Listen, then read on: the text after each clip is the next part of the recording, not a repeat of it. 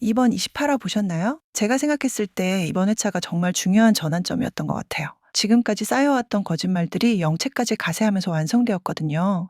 정원과 세훈이 난숙의 집에 인사를 드리러 갔는데 영채가 갑자기 들이닥쳤잖아요.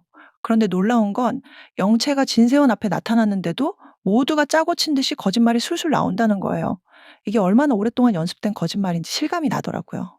그런데 이번 화에서 영채의 태도 변화가 정말 예상 밖이었어요. 영채가 갑자기 차정원 앞에 무릎을 꿇으면서 "미안해 영채야" 라고 사과를 하는 거예요.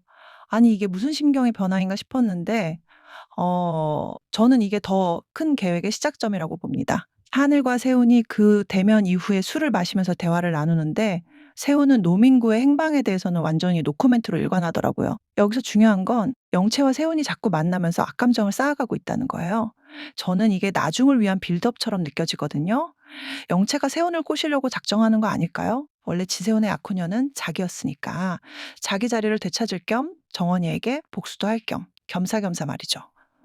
홍난숙 회장이 정원이에게 피임 얘기를 하는 장면이 나왔는데 이러다 덜컥 영채와 세훈 사이에 아이가 생기는 건 아닐까 하는 생각도 들더라고요. 그리고 난숙이가 기범의 집에 찾아간 장면도 완전 예상 밖이었어요. 저는 협조 좀 해달라고 요구하러 간 줄 알았거든요. 그런데 난숙이 더 큰 걸 바라고 있었어요. 영채를 그 집에서 살게 해달라는 거죠. 미양은 왠지 그 큰 돈을 거절하지 못하고 하숙생 맞는 것처럼 영채를 집에 들일 것 같은데요. 근데 제 생각엔 영채가 그 집에 의외로 적응을 잘할 것 같아요. 처음에는 당연히 집에 대해 불평하고 미양, 기범과도 트러블이 있겠지만요. 정 많은 미양, 기범과 지내면서 엄마에게 평생 느껴보지 못한 가족의 정 같은 걸 느끼게 되는 거 아닐까요? 이 나중에 영채 캐릭터의 변화에 중요한 계기가 될 것 같거든요. 이제 예고편을 한번 살펴볼게요. 정원이의 복수작전 2단계는 이간질인가 봅니다. 예고편에서 앞뒤가 다른 두 얼굴의 한혜랑 모습이 나오는데 딱 봐도 정원이가 상상으로 쓴 소설이죠.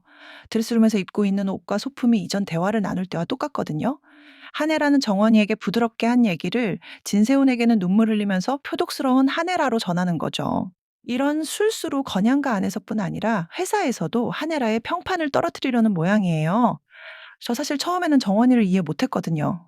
그런데 이번 화에서 "나는 그때 7살이었어 라는 대사를 듣는데 그래 7살에 딸을 버리고 간 엄마에 대한 감정은 그리움과 반가움보다는 분노가 맞겠다는 생각은 들더라고요. 유치한 짓을 벌여서라도 그 분노를 표출하는 게 수긍이 갔어요.